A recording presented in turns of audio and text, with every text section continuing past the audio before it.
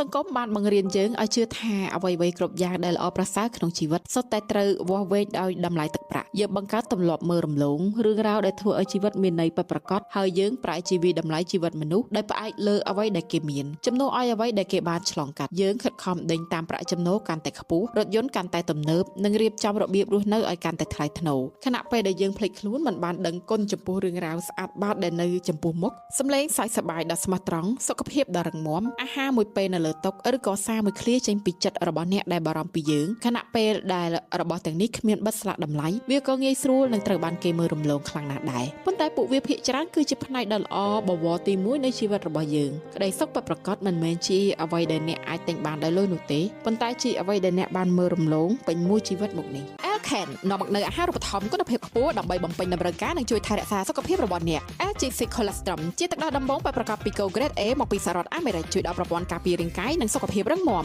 Alcan Spirulina សម្បូរទៅដោយសារធាតុចិញ្ចឹមជាង60ប្រភេទជួយបំពេញអាហារូបត្ថម្ភប្រចាំថ្ងៃនិងស័ក្តិសមសម្រាប់អ្នកខ្វះគ្រាប់ឈាមក្រហម L Cafe Spirulina Cereal ជាបបរសុខភាពសំពីស្រឹងសាលី Spirulina និង Colostrum ផ្ដល់ថាមពលនិងសារធាតុចិញ្ចឹមសម្រាប់ការលូតលាស់របស់កូនសុខភាពល្អចាប់ផ្ដើមពីអាហារូបត្ថម្ភពេញលេញជ្រើសរើសផលិតផល Alcan ថ្ងៃនេះ